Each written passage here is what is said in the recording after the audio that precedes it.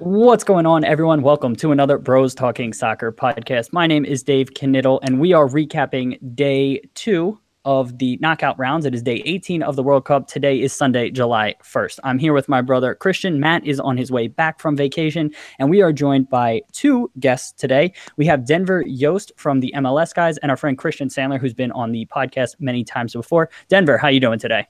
Hey, Dave, how you doing? I'm doing pretty well. I'm just excited. We got another good day in World Cup knockout rounds. So it's pretty awesome to see. Pretty good matches. Ready to break it down. Yeah, absolutely. We're excited. Can you tell everybody a little bit about the MLS guys for us? Yeah. So the MLS guys were originally started by me and my buddy in college. It's been up and running for about 3 months now.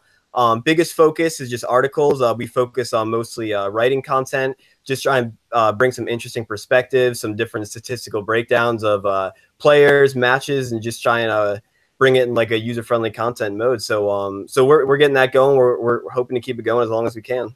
Yeah, and we have that linked in the video description. We have his Twitter and the website link, so definitely go check that out. Christian, how you doing today? I'm doing well, Dave. Learn how to take a penalty is what I'm going to be yelling for the next half an hour or so. All right, we're looking forward to that. And other Christian, how are you doing today? I'm just dandy, Dave. A little bit less goals today, so that was less exciting, but a lot more drama. Absolutely. And so on that note, let's get to talking about today's matches. If you are watching live on YouTube, hello, welcome. Please feel free to interact with us as we go through here. I got the chat function up in the background. People listening to the podcast, thank you so much for listening. But we also record live on YouTube. Come join us about 15, 20 minutes after the last match ends each day of the World Cup. First match kicked off, Spain versus Russia. It finished 1-1 with Russia advancing 4-3 on penalties. Christian Knittel, what'd you make of this game? What the fuck just happened? I am just so confused as to how on earth the World Cup keeps providing the moments that just continually shock us. I guess I was wrong. Like I just have very little to say about how shocked I am. I'm speechless. Spain are just too good of a team to be knocked out, and I really just think Iniesta not starting was the wrong decision in the first place. And I'll dive into that later, but. Wow, congratulations to Russia, another host nation getting through and another host nation beating Spain. 4th time that's happened. Yeah, they've never beaten the host nation, which is just a weird statistic. Christian Sandler, what'd you make of the game? Yeah, like I just wonder, like, what did Spain think they were going to do? Like, so normally you park a singular bus. There were two buses today, and they just sat back there for the entire match. And it's like, okay, well then what do you expect? Like, you're going to keep all this possession. And you've got to find ways to break them down. They're just not a very good team. You have the superior talent. Frankly, Spain deserved to go out. That's not good enough tactically. And I don't really care about the shootout. I'll rant about that in a bit. But, like, as far as the first 90 minutes go, like, that's 100% on Spain. Do better with the talent that you have because Russia doesn't have that talent. Okay. Denver, thoughts on the match? I was just waiting in my chair wondering when Spain decided that they were going to take this game and put down Russia. It was really sad to see Costa not involved. Asensio was absent, Costa absent. I love Rodrigo. I don't know why he's not in there. Came on, put a spark in there. But again, Spain's been getting through on midfield play, but you need you need more consistency from the top. And I thought Costa could be that guy. I know he scored 1 or 2 in the group stage, but it was just kind of sad to see a team with so many seasoned vets, Busquets, Iniesta exiting last World Cup most likely. So, but I thought Russia deserved it. I mean, they followed their plan and they got the win. Yeah, great points from everyone. I wanted to circle back first. Christian kind of brought it up, but some of the lineup decisions that were interesting. So we had Asensio over Iniesta. We had Koke back in there over, I believe, Vazquez or someone. I can't remember exactly who he was in over. And then we had Nacho in for Carval on the Spain side. And then we saw no Cheryshev for Russia, which I found to be particularly interesting because he's been kind of one of their main goal-scoring threats moving forward. Christian, I know you've already touched on them. Do you want to touch on any others from that? Any thoughts on those lineup changes? The biggest surprise to me was Iniesta, obviously. Like I said, I'm just shocked you don't have a player of that experience in. And I honestly think they were – how do you pronounce the Spanish coach's name? Hierro. We had a listener chime in, so thank you to that listener for correcting us on prior pronunciation. But it's Hierro.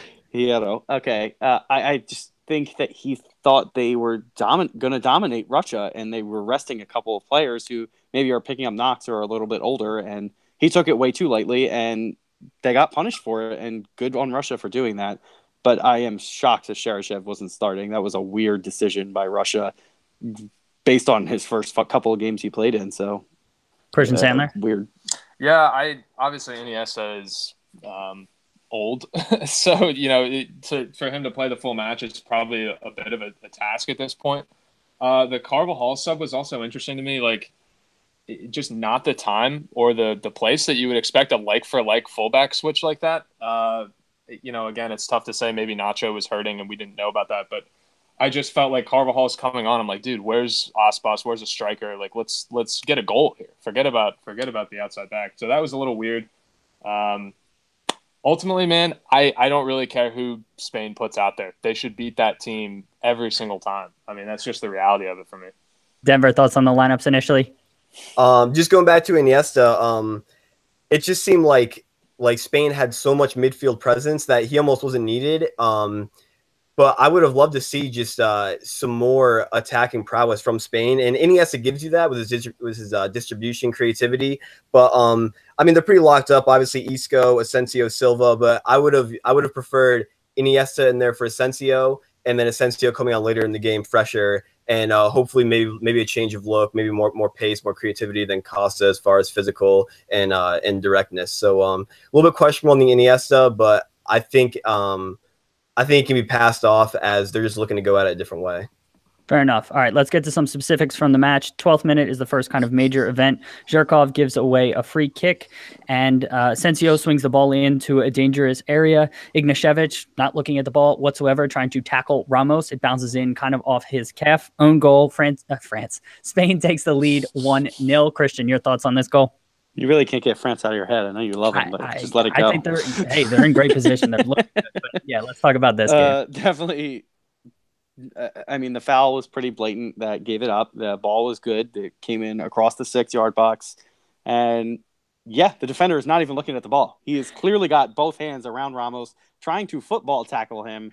And I have no idea what he was looking at. And that it just deserved to go in because that should have been a penalty, even if it didn't. Yeah. And Ali Wagner, the commenter, said on the broadcast, commentator, not commenter. The commentator said that Ignashevich was doing the right thing. He was guarding the man if he can't play the ball or whatever. And I thought she couldn't have been more wrong in that one. Usually she's pretty good, but on this specific instance, I thought she was just terribly wrong. I mean, if he just would have turned around, I mean, the ball was right there for him to clear away. So I don't know what she was looking at there. Christian Sandler, thoughts on the goal? Yeah, I mean, normally I wouldn't blame anyone for attempting to physically harm Sergio Ramos, but maybe not this time. This is probably not the best time or place. I don't know what he's doing there. I really have no clue. Denver, anything else you wanted to add on the goal? I mean, just Ramos' presence has been a big thing for Spain for, since I can remember. So I think just trying to deal with him is ridiculous. And I think if it's not a goal, it's a penalty anyways. And I mean, that's just another thing Ramos can play it both ways. And that's so huge for Spain. So my next note that I had from this game is that Costa wasn't involved in Denver. I know you touched on it earlier. I mean, through 20 minutes, he didn't have a touch. And really through the first 45 minutes, he wasn't involved whatsoever. And then finally in the first half stoppage time, he had two really good sort of involvements, but it didn't come until kind of the 45th minute and then stoppage time. And then he really wasn't involved the rest of the game. I wanted to highlight that. Denver, anything else you wanted to mention kind of on the Costa front? On the Costa front, I was a little disappointed in him because it just seems he plays with such emotion. I know he's not the most liked guy, but you would like to see a guy who plays soccer so physically and so passionately succeed. But I think when Spain attacks and they have those distributing midfielders, you have to have a little bit more pace in those wings. That's why I thought Rodrigo was a better option, either up top or on the wing, because those midfielders can do their thing and then they can catch, Russia sleeping, which they failed to do most of the game. They've tried playing through the middle, and Russia dictated their play pretty decently as far as getting it away from the middle. So in generally, I would just like to see more pace, and Costa's got to come up. He's got to come up to play better. But in the match where Russia's kind of sitting further back, I don't know if pace would have been the greatest. So I could understand the logic on why Costa was in there because he's a big body. He can occupy the center backs. He just wasn't involved. But I mean, your point when Rodrigo came on, I thought he had some good plays. So I can kind of see it either way. Christian Knittel, thoughts on Costa? Yeah. To be fair with the Rodrigo situation, he came on very, very late against a tired defense, and he is a more pacey player. So you don't know how he would have been earlier in the game when they're kind of pinned back. he's not a player who's going to find those spaces in a 30-yard field. He's just not how he plays. He's more of a get in behind and attack that way. Costa wasn't involved enough. Absolutely agree. But I don't know if that's really his fault. It's the way that Spain play. That is just how they are. They want to keep the ball, move it side to side. They don't play vertical, and he's the type of striker who wants to play a very straightforward game that they play at Atletico Madrid. They defend and move the ball as fast as they can up the field. That's where he shines, and that's just not how Spain play. So he just kind of sits in there and waits for an opportunity to maybe finally make a run in. But he's not really built for this Spanish team, and it's unfortunate for him because he still scored a bunch of goals in this tournament, but he's kind of going to be known as a failure because of this game. I don't know about that. I don't know. I just think he wasn't involved. I don't think this game proves that he's a failure or he's known as a failure from that. I just think they didn't. I would like to know him as a failure. Him and Ramos can both be failures. Okay, so yeah, you're letting your bias slip in a little bit. Christian Sandler, thoughts on Costa? Yeah, no, I how can you not hate Costa? But at the same time, it's like you have to play him. I think here, I don't really think you have another choice. And I don't blame him for this result. I guess I blame coaching and tactics in general and penalties. Some of the other players. And Costa, I wasn't even thinking about him, honestly. He's not – normally I would like to isolate him and be like, yeah, you're not good enough. But he's been good enough, and you have to start him. There's really no choice there for me. All right, so then the next talking point, 40th minute, Russia has a corner kick, and Gerard Piqué just lifts his arms up. I mean, I get that he's using them to jump up, but then he very clearly makes a decision. His arm is almost on the way back down, and he leaves it up there and clearly gives away a penalty. We've seen this on a couple different instances in the World Cup. We saw it with Umtiti. I don't know what he was thinking on his plane, and other players have sort of had their arms up, and it's been a little bit more understandable. But for me, this was inexcusable, clear-cut penalty. Christian Sandler, I mean, thoughts on this? What was going through Piqué's head? Have you ever done this before, mate? I just what are your arms doing there? That's just a dumb decision from a veteran player on a massive stage. What are you doing there? I don't have anything to say. That's just a stupid decision, and he knows better. And Zuba steps up, confidently converts it. Denver, thoughts on Piqué giving away the penalty in the conversion? Yeah, it's just it's inexcusable. I mean, a veteran player, you got to know that you can get off the ground without throwing your hands in the air. So he's got to keep that in mind. And I think he exposes De Gea, who again this adds to his tough World Cup. He's going to be remembered as it is his first big real world stage competition, the World Cup. He's going to be remembered as not really coming to the show, not supporting anything in the back. And I think Piqué exposes him, and it was obviously the biggest turning point of the match. Christian, thoughts? I would love to just have a chat with Ernesto Valverde because I don't know what he's teaching them at Barcelona, but how on earth do you guys defend with your hands in the air? I just don't understand it. You're jumping. When you jump, why is this natural to jump? Who does this? Well, it's natural to use your arms to propel yourself up, but you keep them maybe here. Yeah. Maybe below your shoulders, a little bit. But there's no reason your arm needs to be up in the air, and that's 1,000% a penalty every single time. And he deserves for that to happen. I think Piqué has been a liability for Spain throughout the World Cup. He's made multiple mistakes, should have had a red card, and he's just been sloppy. All right, fair enough. Getting to the second half, anyone have anything else from the first half they wanted to highlight before? Yeah, that was a great penalty, by the way. It was a fantastic way to step up and score it. Yes, very good. Anyone else? Are we good to talk second? Second. All right. Second it is. Zuba comes off in the 65th minute. I thought that was pretty early. I like his game, and with Russia kind of sitting back, I could somewhat understand this because he's not exactly the most mobile guy, and they were pretty committed to defending with 11 men behind the ball within about 40 yards of their own net. Spain was pretty static in possession, and they weren't having a ton of movement. But again, I mean, I know everybody wants to criticize Spain in this, but Russia didn't come out to really play. I mean, Russia made the most of their tactics and the talent that they had on the field. They were sitting back. There wasn't any spaces for Spain to get in. And I get that.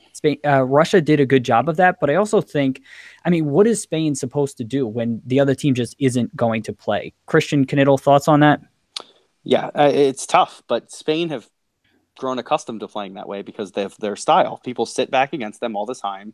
They have players from Madrid and Barcelona, Atletico Madrid, teams that naturally are superior to other teams. So they have that experience.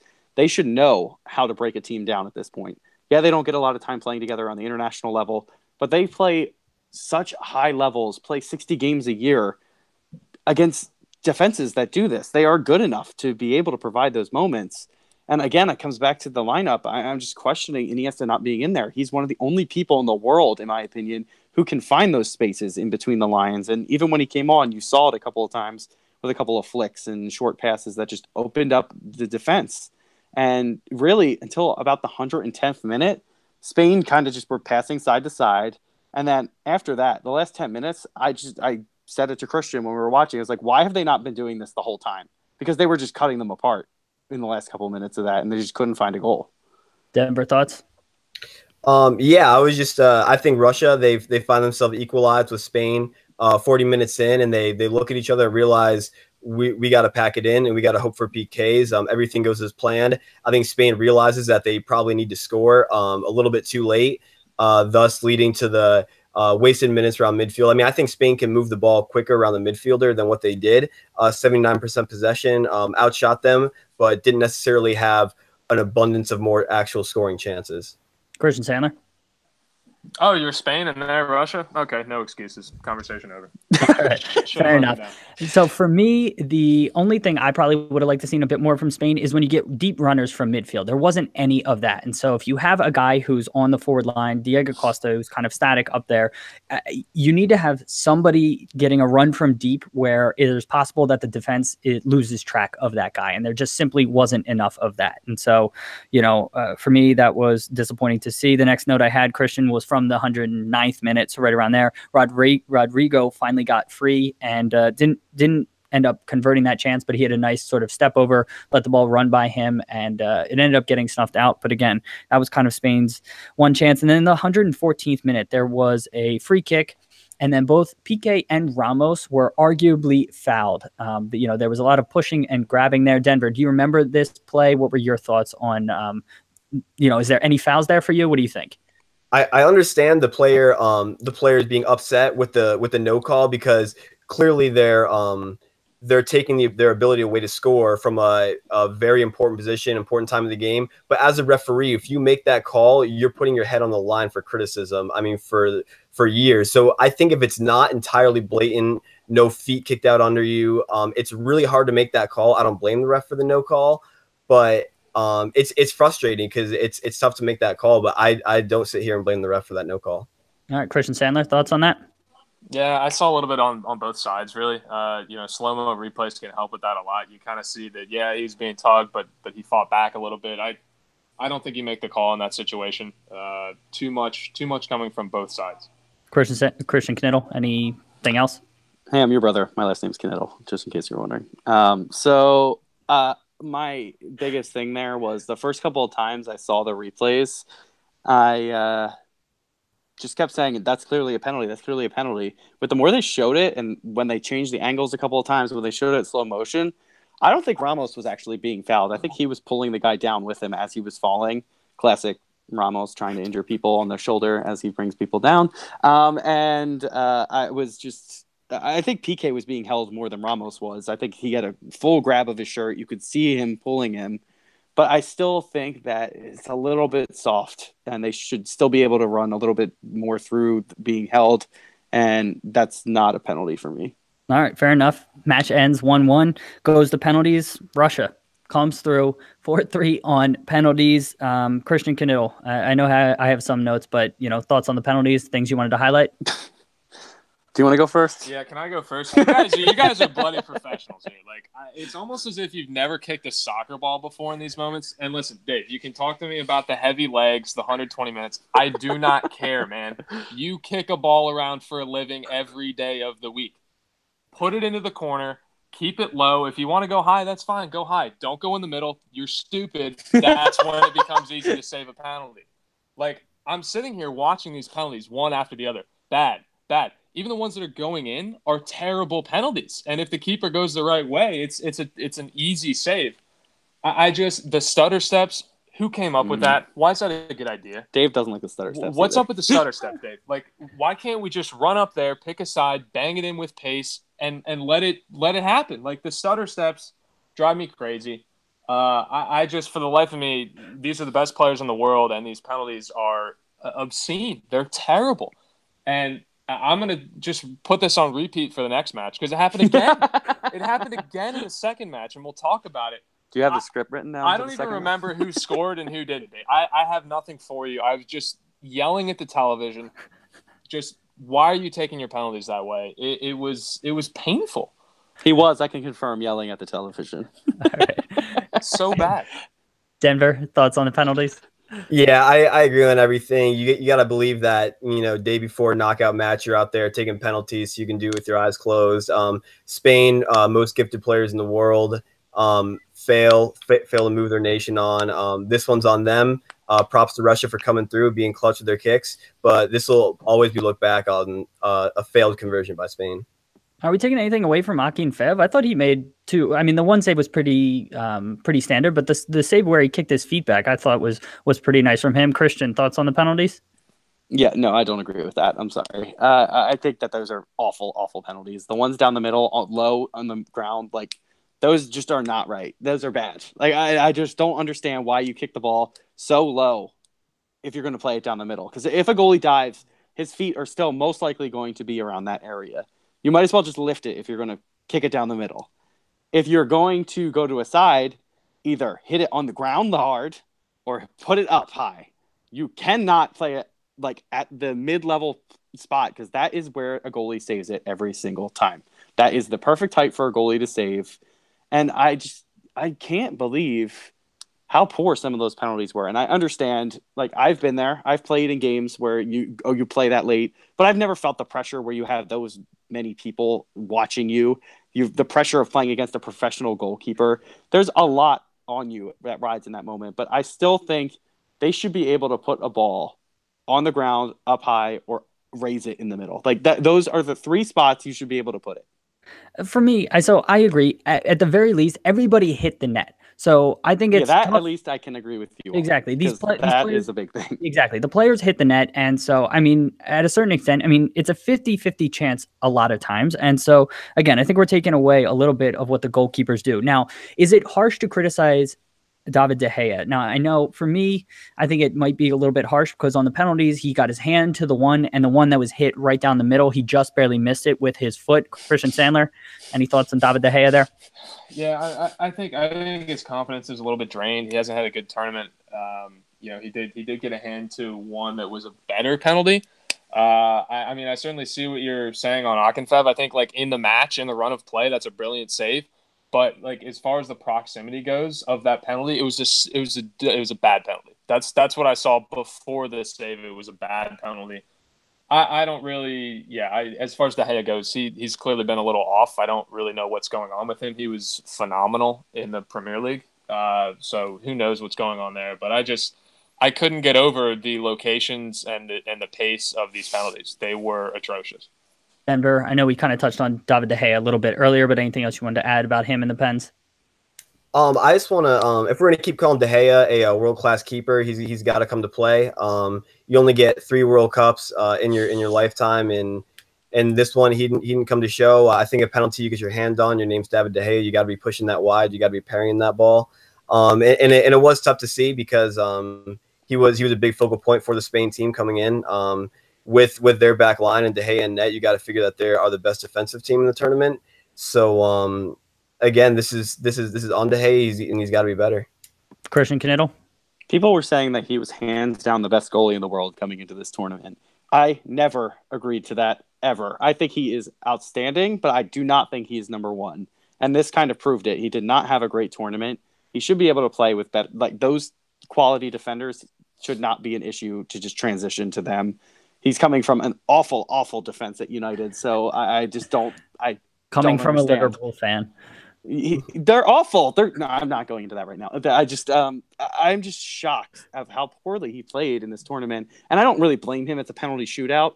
But if you're going to get your hand on that one that's going a little bit to his, I think it was down to his right, he got his hand on it and enough of a hand on it that he should be pushing it wide. It was As a goalkeeper I've faced penalties this season, and that exact thing happened to me. I was furious with myself. I blamed myself for that. Absolutely.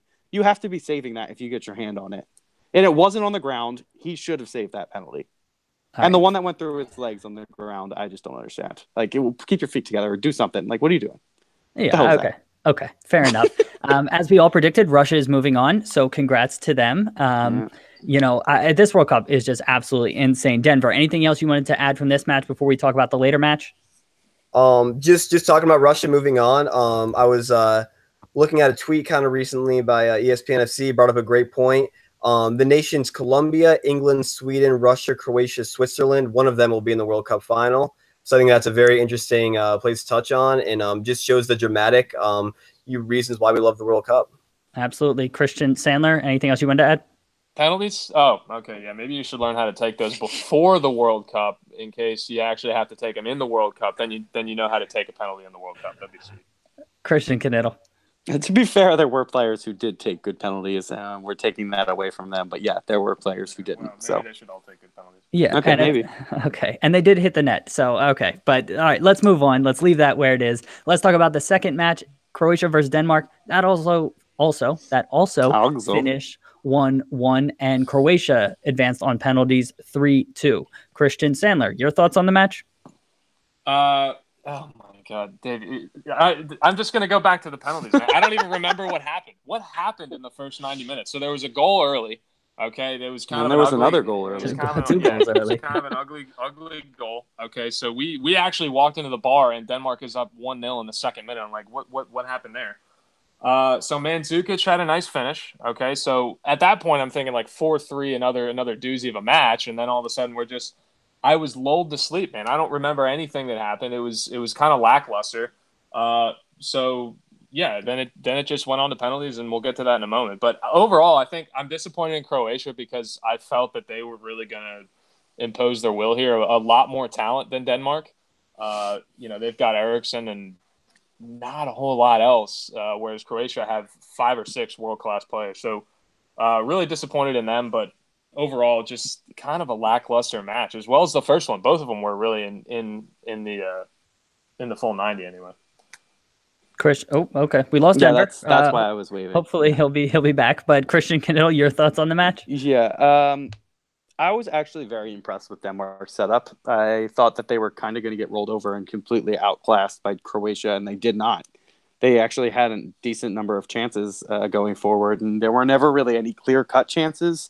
But they had some maintained possession in Croatia's half, and it was very even, to be honest, overall throughout the game. And I was very impressed with their setup. And it's a little bit harsh on them to lose, but that's a penalty shootout, and someone had to lose. So I just want to throw out that I predicted it would be 4-2, and it ended up 3-2. So whatever. I mean, it's close. Oh, dude, don't even try to pull that. You did not predict that.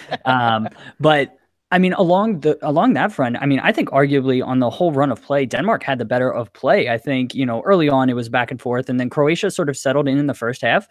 But from the second half on until about the 115th minute, Denmark was, I think, for my money, the better side. And yeah, there wasn't a ton of, clear-cut chances that they should have scored. But again, on the run of play, I kind of give it to Denmark here. So just to recap, Denmark takes the lead in the first minute, long throw in. There's a scramble, and it eventually ends up with the center back Jorgensen on the back post, and he hits it. And I know we've been talking about this, Christian Knittel, so I wish hopefully we get Denver back. I'm not sure what happened to him, but Christian Sandler, wanted to get your thoughts on shots that are low and to the side of the goalkeeper. And so we talked about it on yesterday's podcast. I said it's a good place to shoot. Christian and Dalu, who were on yesterday, said it was not a great place to shoot, but that's where he put it. Subasic gets a hand on it, and ultimately it ends up going in. Christian Sandler, what'd you make of the goal? Well, I certainly, as a goalkeeper, I wouldn't expect it to be there very often, I guess. Maybe that's part of your argument as well. I mean, are we talking about specifically near post? Because I guess no. It's not near the post. Way that you shoot it is right here on the goalkeeper, so just outside their foot low. Okay. Yeah. When you're taught finishing kind of at a young age, you're taught that is a good place to shoot, specifically on breakaways. But, in a lot of instances, because it forces the goalkeeper to either make a decision that they go with their feet or their hands, is sort of an awkward place for them to get to. Yeah. Yeah, one of them tweeners. Yeah, no, obviously I don't have the background you guys have. I think putting the goalkeeper in an uncomfortable position like that is never a bad idea. It's not. Obviously, this one wasn't pretty. It's not going to be like an upper 90 type of finish, but it seemed to work today. I have no problem with shooting there occasionally, as long as you're in the right spot. Christian, thoughts on the goal? Yeah, I'm going to stick with what I said for Mbappe's goal. I'm going to say that was a poor mistake by the goalkeeper. I do think this one was a little bit different because it came through a crowd of bodies first. I think there were a bunch of players in front of him, and it kind of blindsided him, but I still think he should be doing better with the shot. And it was a less power than Mbappe's, to be fair, too. Yeah, so I can see it either way. For me, he did well to get a hand on it. It's unfortunate that he didn't do enough to keep it out, but Denmark takes the lead. Croatia comes right back. It's somewhat of a weird play where, all right, we got Denver back. It's somewhat of a weird play where, hey, Denver, how's it going, man? Hey, sorry about that. Connection problems. No worries. All right, we're happy to have you back. We're just recapping real quick Denmark versus Croatia. So let me just real quick finish my thought, and then we'll come to you, okay? So in the 4th minute, Croatia comes right back. They get a goal. And so this results from 2 poor clearances from Denmark. So the first is a long ball, and the Danish player sort of slices it, doesn't get good contact. It falls to a Croatian player. He drives in. He sends in a cross. That cross is partially cleared. It's cleared to, I don't know if it was the right back for Denmark or the right midfielder, but it's on the right side of the penalty area. He clears it right into his own player's face. It bounces back to Mandzukic, who turns and fires it into the net. It's 1-1. Christian Knittel, thoughts on the goal? Yeah. What just happened? That was crazy. There was just so many mistakes by Denmark on that play, just trying to clear the ball, clear their lines. But we see that happen every once in a while. You try and clear it, it hits your own player, and it bounces back. And a striker is just always ready for those types of opportunities. Especially great strikers. Mandzukic is very, very solid striker. He plays for Juventus. He's been there, done that, and he's 32 years old. He was just waiting for that opportunity to fall, and he took it. And you can't really – there's really not much else to say. It's just a couple of mistakes for Denmark and a striker waiting to pounce. Christian Sandler, any thoughts on the goal? Yeah, he was there, right place, right time. I think more than the goal, we kind of expected that to be this is back on track for us. We're a better team. We're just going to exactly what I said. We're going to take this match. That's all we needed, right? Is the one goal. Okay, so they got one, but we're back, and it didn't happen. So that was really weird. The goal, the goal itself is like he said, we see that type of goal all the time. Credit to Mandzukic for finishing it off. Kind of an awkward position. He fell over. Put in the shot, but I was just amazed that didn't lead to more more of Croatia taking over, because Denmark really did have possession for a good amount of that match, which was bizarre. I'd agree with that. So Denver, I know we lost you for a little bit, but thoughts on the match and then the only 2 goals of the match? Denver? Or not. Okay. You don't have to answer. It's okay, yeah, man. we may have lost Denver again. So I guess we'll just keep going here, unfortunately. So again, I think Christian Sandler, I had the exact same thought as you did, and it was I expected this match to roar to life. I expected Croatia to really start to take control of the match, and we just really didn't see it. 25th minute, the Croatian wingers swapped. That was a little tactical wrinkle, but nothing really too much resulted from it. 29th minute, there was finally some sort of action, and Rakitic had a shot. It was saved. Rebic got it and crossed it back in, and Perisic just completely whiffed on the ball, and then it was bouncing, and then he put it over. That was probably, for my money, their best chance, right? I'm trying to think of any other chances from that game. I can't really think of anything else. Play. Yeah. So, every time the one thing I noted that was really strange, I would have thought Croatia would have been trying to push the pace of the game. Every time the ball came out of play near the Croatian coach, first half or second half, he was slowing it down. He was almost keeping it from his players, telling them to calm down. I would have thought he would have been encouraging them a bit more. So that was really odd for me to see. Christian Sandler, did you see that? Did you happen to notice that at all? Thoughts? Yeah, that was kind of bizarre. I couldn't help but think that, they were, something's out of place here. Their game plan wasn't working, right? So now they're just, reverting to something else that's not working. It just one of those things that just kind of played out, and you're like, what's something's off with Croatia here. Something has to be off because they're so much better than Denmark, but it doesn't look like it at all. So I don't know when it happened exactly. But the whole thing that was weird. The whole match that played out was really weird to me. Christian, thoughts on that? Yeah, there was so much talent in that Croatia side, like significantly more than Denmark, in my opinion, just from players who play at the top level for really good clubs, especially in the midfield. They should have been absolutely dominant, and I don't think that they were. Maybe it's just because Eriksen's so good, huh? I was just very surprised, and I think that Denmark just knew their game plan and stuck to it, and Croatia were surprised and didn't know how to react to how Denmark were playing. So they were just caught off guard and didn't know how to respond, so they had to change their entire game plan, and it broke up their play a little bit. It looked not fluid at all. Yeah, and for me, it was so weird. Just Croatia didn't seem to be committed to getting numbers forward, especially as the game went on. It felt like it was just a center forward up there, maybe one other person, but I just felt like they weren't going for it. And so, honestly, from my notes, I don't really have much else. I have no real flow to the match. Denmark probably the better side. I did want to point out, I know Matt, our brother, had pointed this out on a previous podcast. Yusuf Poulsen, he wears Urari on the back of his jersey. And so I just wanted to quickly highlight the story. The reason he wears that is his middle name, and it is his father's last name. His father passed away in 1999 from cancer. So he wears that on his jersey to honor him. So, hopefully that provides a little bit of clarity on why he doesn't wear Poulsen on the back of his jersey. Christian Knittel, anything else from this match before we get to kind of the 114th minute when the penalty happens? No, not really. It was just boring, to be honest. And this is more of a type of knockout game you expect to see in the World Cup. I think more people are reserved, and the first three games were anomalies.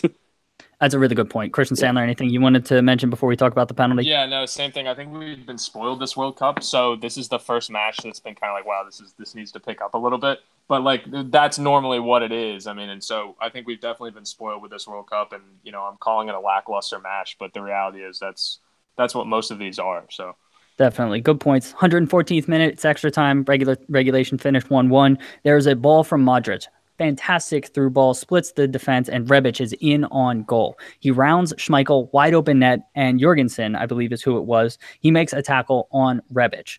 Doesn't get the ball, gives away a penalty. Ref issues a yellow card. Christian Knittel, thoughts on kind of this play overall, the yellow card decision, thoughts?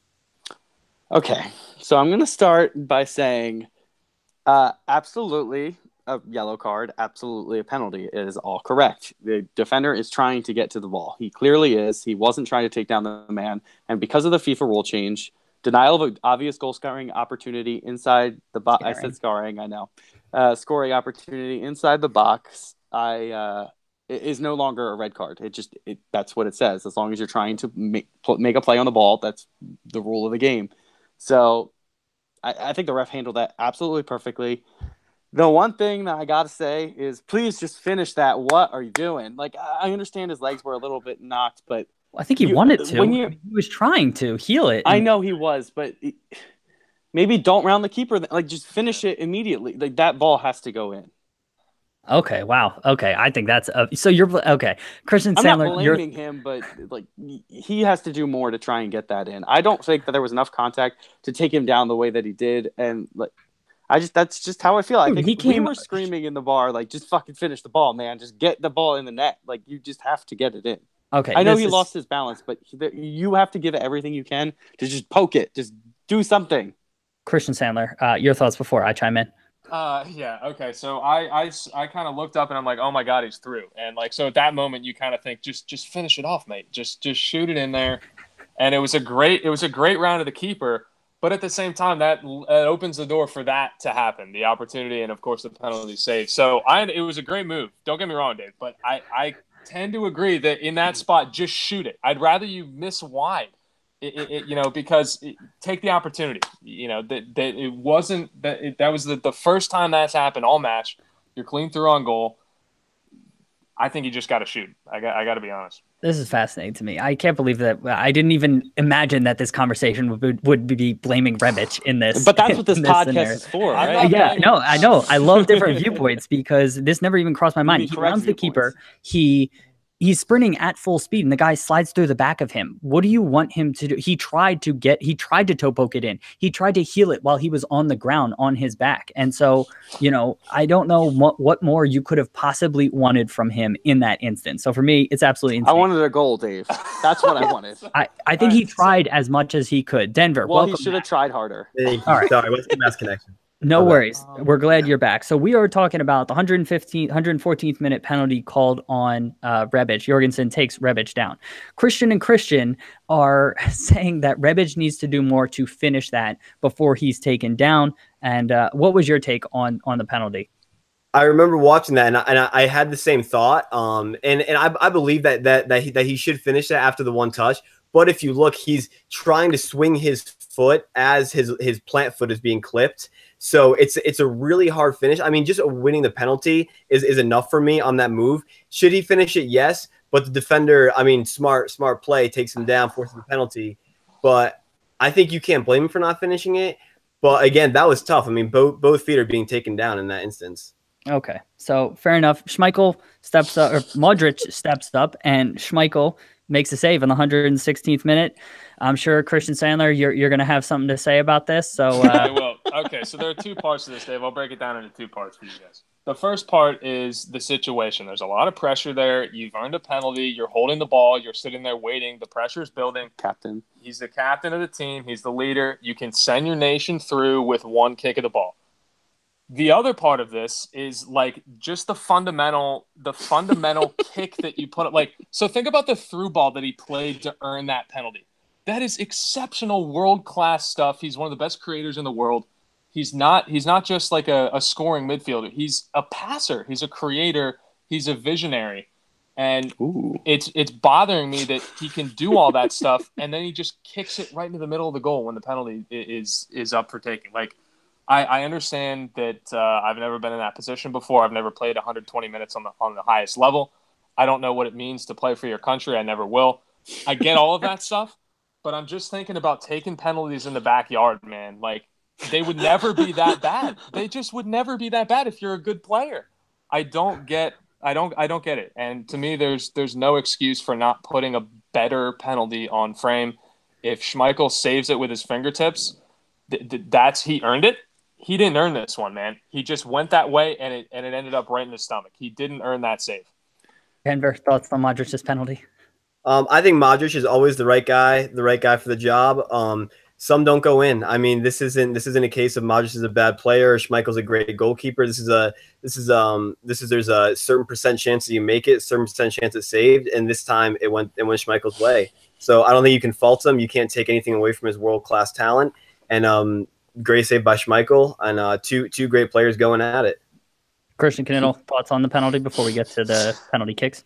Yeah, I think it's a good save by Schmeichel, but I honestly think that's an awful penalty. It really is not driven to a corner. It's more like looping, like curled, kind of central, not like in between the post. Like, I just don't think that's a good penalty. Like, I really don't. I don't think it's a good penalty, but I don't think it's an awful penalty. I hate how people are so binary about these things. It can't be an awful penalty or a great penalty. They're in between, and it wasn't the best penalty. I don't think it was bad. He hit the net. Schmeichel dove the right way. If Schmeichel dives the other way, it's fine. It's a goal. Like Denver was saying, sometimes you score and sometimes you don't. At least he hit the net. I don't think it's a great penalty. I don't think it's a bad penalty. I think it's just an penalty. That's how I'm going to say it. I'm worked up. I'm worked up about this. I'm worked up about this. It's an penalty. All right, let's talk about penalty kicks now at this point. So match ends 1-1, goes to penalties. Croatia advances, dramatic fashion, 3-2. Both goalkeepers make 2 saves, and just absolutely fantastic. Christian Knittel, let's get your thoughts on the penalties first. Okay, so before we go into this, I said to him, he heard me. I said Rakitic should be taking this penalty in the 114th minute. I said it, and he proved me right when he took it in penalty shootout as well. That man is just deadly from set pieces and from the penalty spot. Yeah, he's very, very good at doing that. And I know Modric is the captain. He's the leader. Everyone kind of knows him as their Croatian player. I mean, after Dejan Lovren and everything, but whatever. I just love Rakitic in the way that he strikes the ball so cleanly and puts so much power and drive into it. But irrelevant. The goalkeepers really stepped up and made a lot of saves in that penalty shootout. It's insane. You rarely see a goalkeeper save that many penalties in one day. And yeah, that's great. But again, the kickers are putting them in a spot where keepers can save it. So I don't think there were any like absurd world-class saves that were made during the penalty shootout, but they were good, solid saves on penalties that were in positions for them to make. I think Subasic's first save is arguably the best one of the bunch. But yeah, with the one that was hit with pace and to the side, I thought that he did pretty well. The one that went off the post? Yeah, the one that he saved it off the post. Okay. Yes. Okay. So yeah, for me, that's that. Christian Sandler, I'm going to let you take us home. So Denver, what were your thoughts on the penalties? I was extremely excited to see Modric step up there, get that redemption. That was awesome for me. To see Rakitic being the businessman as usual, stepping through, sealing it for Croatia. No better guy for the job there. And I thought well done goalkeeping by keepers that maybe their names don't carry the same value as other players, Neuer and De Gea, Lloris, but still came to play. I mean, just showed that there's so much talent in this World Cup, especially at the goalkeeper. Yeah. Christian Sandler, you want to take us home on your thoughts for the penalty shootout? Yeah, I hate to break it to you, mate. Modric's second penalty was worse than his first. And don't tell me that it went in, so it doesn't count. It was a miserable penalty, dude. And like, I think the relief on his face was that, oh my God, I just hit another terrible one and it went in. Oh my God, I don't even care about what's happening now. That was a terrible penalty. And you know what penalty I don't have a problem with, Dave? It's Eriksen's. He ran up, totally decisive, knew what he was going to do, ripped it to the left. Bravo to the keeper. We're moving on. That's the kind of penalty I want to see in that situation from a world-class player. I don't want the stutter step, boop it to the right. Then the keeper saves it. That does nothing. That's unprofessional. Isn't that how Rakitic scored? I don't care how Rakitic scored. His probably wasn't good either. I don't care who takes that penalty for Croatia. You can say Rakitic should have been there. I'm cool with it. They play for the two biggest clubs in the world. I don't care who takes it, man. Like, I just, again, do I know what it feels like to be up against a penalty at that level? No, I don't. I'm sure the goalkeepers have a lot of stuff that they study that works. Good for them. They play a lot of mind games too. Mind games. You saw Schmeichel like barking at Modric. That's fine. They did a good job. At this level of soccer, like we're sitting here watching the Union last night. Ugh. It was terrible. And we're like, dude, this is a different level of soccer. Like the World Cup is a different level. And for these players to put on those penalties, it was just mind-boggling to me. And I know that it's kind of ridiculous that that's my headline, but it was. Like that's what I took away is the penalties were that poor. And I just couldn't believe it. Modric's second penalty was he literally passed it into the middle of the goal. That's what he did. I think the goalkeeper may have been able to jump up and get the ball. Like he hit it that lightly. Zero pace on it, man. Zero pace. Well, I think that was the plan was for the goalkeeper to dive and him to hit it down the middle. So I think that was his plan. But it was very lightly hit. So you got to hit it hard in that, man. Yeah. If you're going to hit it up the middle, you got to bang it into the middle. Like that's, I don't know. If you bang it up the middle, then Schmeichel isn't fully dove to his side and he can get it with his feet. So what he did was perfect, but okay. I get it. Okay, you're not a fan of the way that the penalties happen. Props to Croatia. They have advanced. They're playing Russia in the next round. 3-2. Christian still got his World Cup champion alive, and I got my finalist still alive. Denver, anything else you wanted to add about these matches before we get to previewing tomorrow's? All in all, I thought just an excellent day. First time since 1986, we got extra soccer in both matches in a knockout round. So congratulations to FIFA and all the teams that played today. Awesome. Christian Knittel, anything else? Nope, he's gone. Christian Sandler, anything else you wanted to add about these matches? You're on mute. There you are. Okay. Yeah, no, Dave, I can keep going about the penalties. I will not. I'm grateful for good soccer here. Despite the fact that today's endings were frustrating, this World Cup is unbelievable. So let's just be grateful for that. And maybe in the next penalty shootout, we'll see some professionals. Who knows?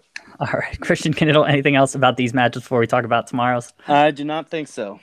All right, cool. Before we talk about tomorrow's matches, I want to give a quick plug for our partner, StadiumScene.tv. If you are going to any sort of sporting event in the U.S., you want to go check out StadiumScene.tv. They have user recommendations on what to do around the stadium. They have where to park, where to go to get a drink before and after, where to eat, restaurants, all of that. In addition to that, they partner with content creators like us at Bros Talking Soccer. They have the Lads podcast, Game Day Tourist, all different kinds of sporting content for you. So they have blog posts, podcasts, YouTube videos, and so on and so forth, not specific to just soccer, although they do have soccer and we're on there. So please go check out StadiumScene.tv. Now let's talk about tomorrow's matches. We got Brazil versus Mexico first and Belgium versus Japan second. Christian Canittle, what do you expect? You know what? Actually, no. I'm going to go first because you're always bitching. I already gave you my predictions and score, so regardless. Okay, I'm sure you don't. I'm sure you don't have those written down. For those who don't know and who are listening, Christian and I have this thing on Twitter where he claims I'm stealing his score predictions when I give my score predictions. I told you. I'm not. Okay, Christian Sandler, let's get your thoughts first. Christian Canillo, you can go last. Wait, I'm sorry. No, Christian, you're going to have to go ahead. What do we... Okay, Denver. How about... No, we got it. Okay, you got it?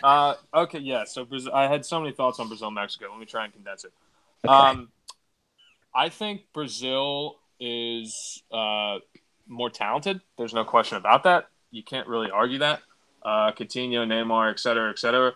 But Mexico, I don't know. They seem to have some real flash in the final third now with Lozano. By the way, does anyone know why we call him Chucky? Can I get some answers on that? Okay.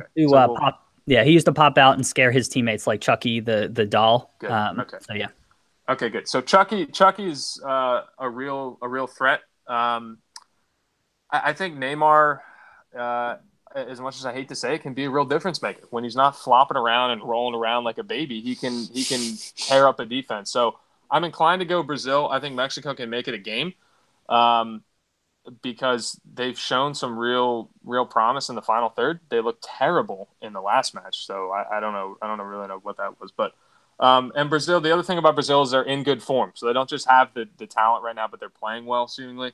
And then I don't really have much on Belgium and Japan. If Belgium doesn't win that match, I'm going to rip them a new one, just like I'm ripping Spain a new one today. They have the players. This is the time. Like last time, it was, oh, these guys are young. They haven't played together. Not anymore, man. You've got some of the best talent in the world. They should beat Japan 3-0. I mean, they really should. There's no excuses on that match. Fair enough. Denver, thoughts on tomorrow's matches? I think Mexico-Brazil. Brazil stacks up largely with the advantage over Mexico, but I think, as we all know, Mexico gets in these World Cups and they find ways to win games, and I think that's going to translate to a closer game than we expect. I expect low scoring. I think Brazil still edges it out, but I think it's going to be an awesome game. Should be physical, battle a little bit of cross the coast with Central South America. Final prediction line, I'm going to go Brazil 2, Mexico 1. With Belgium, this is a no-doubter. I mean, Japan, props to them for advancing, but in no way do I see a situation where Japan can beat a stacked Belgium. Okay, cool. So I'm going to say, Christian, I'll give my predictions, then you can bring us home. So Brazil versus Mexico, we're getting news that Marcelo was out of that match. I highlighted in previous podcasts that Marcelo being out actually, I think, benefits Brazil because Mexico was able to exploit the space that Kimmich left against Germany, and Felipe Luis is definitely a bit more defensive and a bit more solid defensively. So I think that actually benefits Brazil. At the end of the day, I think it's a tight game because this knockout round I don't expect to be free-flowing. So I think a 2-1 scoreline, Denver, like you highlighted, I'm going to agree with that. And then Belgium versus Japan, not much more to say, than what you guys have said. I'll go 3-1. I'll say Japan gets maybe a set piece goal, but I expect Belgium to roll in that. Christian Knittle, would you like to give I'm so proud of you, Dave, for not stealing my scorelines this time. I'm just so proud. I think that the Brazil versus Mexico game is going to be very, very tight. And I honestly think there's only one goal in that game. I know there's so much attacking talent, but I don't think that there's going to be a lot of goals. I think both teams are going to be pretty locked down defensively. They both have good squads defensively. But I think Brazil see this through 1-0. That's what I'm guessing. And I wouldn't be surprised to see Coutinho on the score sheet again. He's been carrying them up until this point, and I really want to see Firmino start, but I know he's not going to, and it's going to piss me off, but whatever. The other game, I just think Belgium are way, way too strong physically and quality-wise. They just have everything that you want in a team. They got a big striker who can hold up the play and can dribble by somebody. He's got pace. He can finish. They got an incredible winger. They have arguably the best center midfielder in the world right now. And attacking center midfielder. Attacking midfielder, yeah. And their back line is just very, very stable. Yes, they've been a little bit leaky in this World Cup, but their players that they have are really, really good and have experience, especially their two center backs are experienced playing together at the club level. So I think that they're going to step up. I think it's going to be 2-0 Belgium, and I think it's going to that scoreline won't even be how the game's going to go. I think they're going to probably be so dominant they could win 5-0, but it will only score 2. Wow, that's pretty bold for the knockout rounds after how all these knockout round matches have gone. But you heard it here first. Before we get out of here real quick, I wanted to plug the Soccer Tavern. So in addition to Bros Talking Soccer, I have a YouTube channel called the Soccer Tavern where I make videos about the history, culture, and philosophy of the beautiful game. So we have all different kinds of videos on there. Premier League club history videos, histories about soccer terminology. And additionally, we have the 32 national team history videos for the teams at the World Cup. So they're about 5 to 10 minutes. Please go check out the Soccer Tavern. We have it linked in the video description if you're watching on YouTube. And then we have it linked in the podcast show notes for you as well. Denver, do you want to remind Denver? Well, first off, do you have anything else to say about anything we talked about today? I just want to say for tomorrow, I hope to see some good soccer. And let's keep the extra soccer rolling if we can. Maybe get a rebuttal on the PK shootouts. All right, sounds good. Can you remind people where to find you online? So you can find us at the MLS guys, Twitter, Facebook, Instagram. You can reach out to us on the MLS guys at gmail.com. Awesome. So yeah, definitely go check that out. We have those linked in the video description and podcast show notes. So please go check them out. They're doing lots of cool, fun stuff. Christian Sandler, can you tell people where to find you on Twitter and you know all the stuff that you're working on? Yeah, absolutely. So I am doing some work for Philly Soccer Page. We cover the Union and Bethlehem Steel and some other local stuff. My handle is by Christian Sand. I don't post a ton, admittedly, although today I was very active during the penalty shootout. So yeah, look for me on Philly Soccer Page, pretty active Twitter account. I will actually be live tweeting one of the Union matches later this month. I believe it's the road match at Houston in a few weeks. I will be taking over the Twitter account there. The Union looked really bad last night, so keep up the par with that. And yeah, Philly Soccer Page is cool. All right. So we've linked to Christian's Twitter handle, and we'll also add in the Philly Soccer Page on there as well. Christian Knittel, welcome back. Anything you would like to add before we get out of here? No, I'm just looking forward to more World Cup. Hopefully we get a lot more goals and a lot more attacking play, not like we saw in the second game, but I have a feeling we're going to see a lot more of these games for the rest of the tournament. Yeah, I kind of have that feeling as well, which, as the pressure sort of mounts, I think we expect that to happen. Listeners and viewers, thank you so much for tuning in and watching. If you want to get in contact with us, our Twitter handle is @BTSoccerPod. Christian and I are live tweeting all of the World Cup matches, and we're interacting with everyone on there. So please give us a follow, check us out, tweet at us. We'd love to hear your thoughts and interact with you as we go. If you want to email us, our email is bros.talking.soccer@gmail.com. And please give our website a view, brostalkingsoccerpodcast.com. You can read about me, Christian, our other brother, Matt, and check out past episodes with, Christian Sandler. Denver will be on there, and so on and so forth. For all of you who don't believe us, we actually do have a younger brother. His name is Matt. Yeah, he is around, and he will be back eventually. Yes, he should be back tomorrow along those lines. And I know some people on YouTube have asked, where to find the podcast. On our website, we have all the links, but we should be on iTunes, SoundCloud, Stitcher, all the podcasting platforms with the exception of Spotify, which we're trying to get on. So please go search Bros Talking Soccer Podcast on there. Everyone, thank you so much for being here. We really appreciate Denver, you joining us, and Christian, you joining us as well. I'm trying to do my outro here. All right. So see everybody. Thank you so much for tuning in, and we will talk to you all tomorrow. See everybody.